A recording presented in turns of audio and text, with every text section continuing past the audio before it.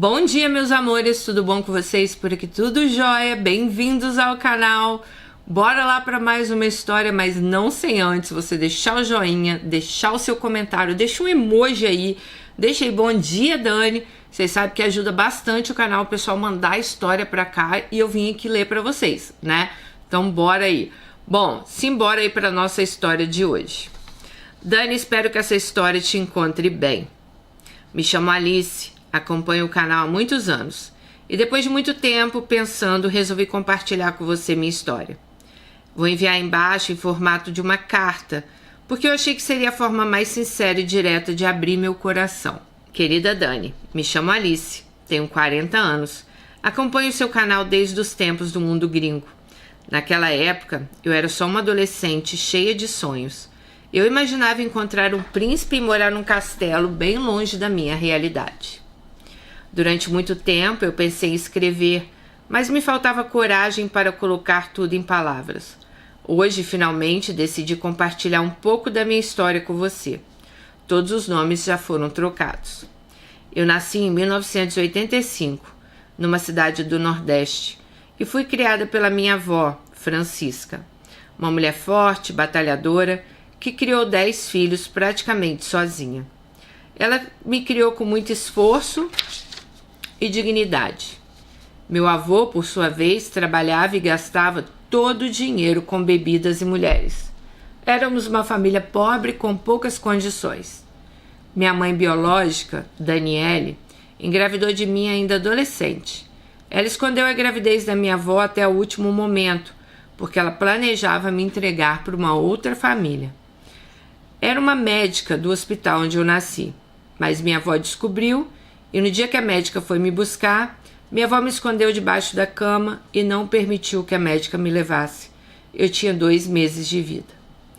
Daniele disse que não queria que minha avó ficasse comigo, pois eu morreria de fome. Pouco depois ela foi para São Paulo com um namorado que não era meu pai e simplesmente me deixou para trás.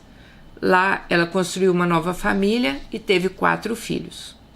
Apesar dela ter ido embora para São Paulo e por anos não dar notícias, a minha avó sempre quis saber dela.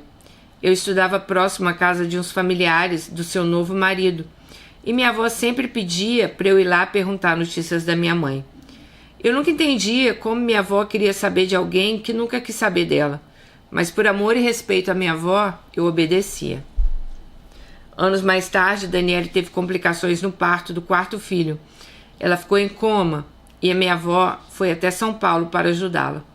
Ressalto, Dani, que minha avó não sabia ler e foi atrás da filha em São Paulo somente com o endereço de onde Daniele morava. Assim, a encontrou e cuidou dela por meses até a sua recuperação.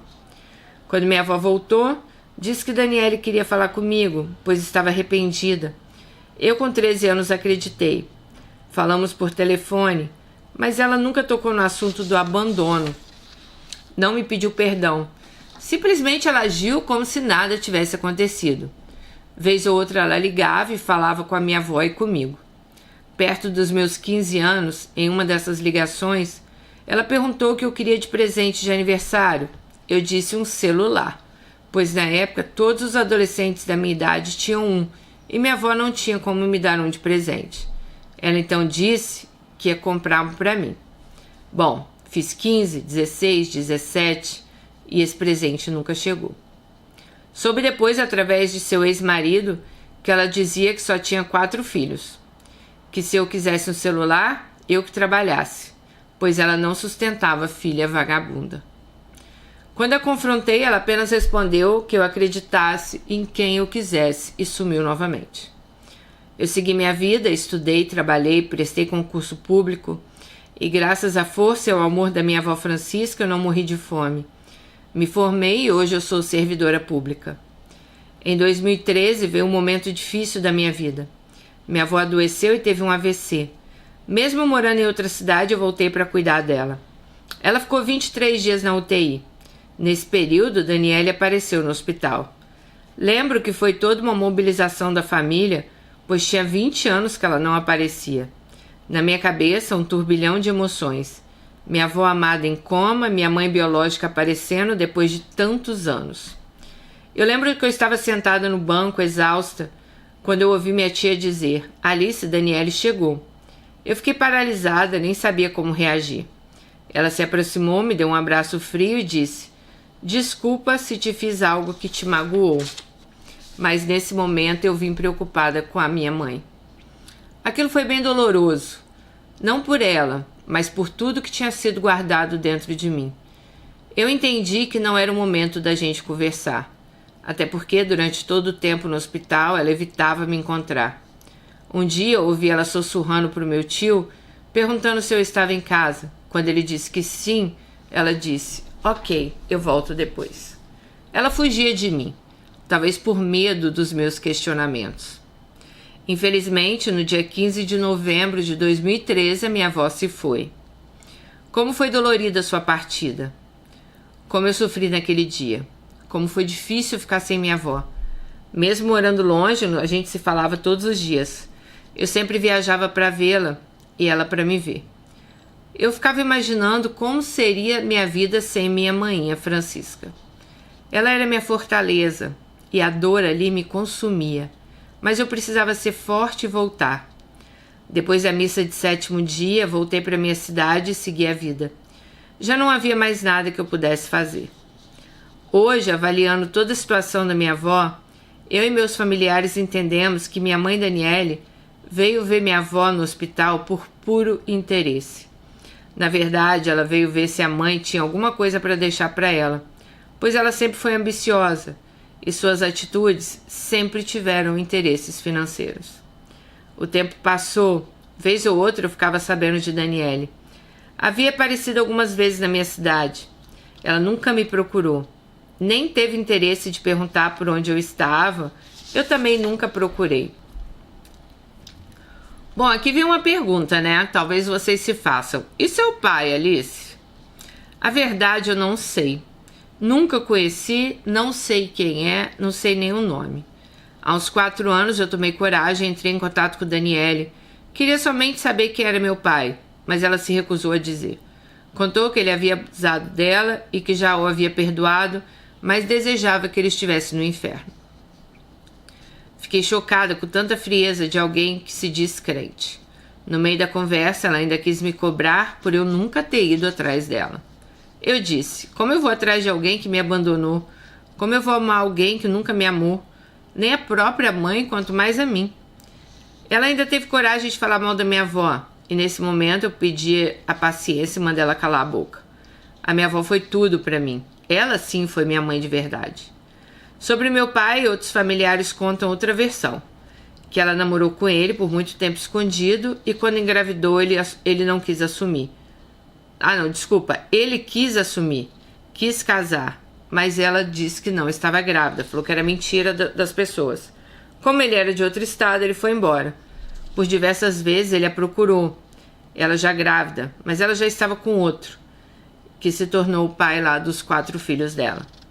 E eu até hoje me pergunto, por quê? Qual foi o mal que eu fiz?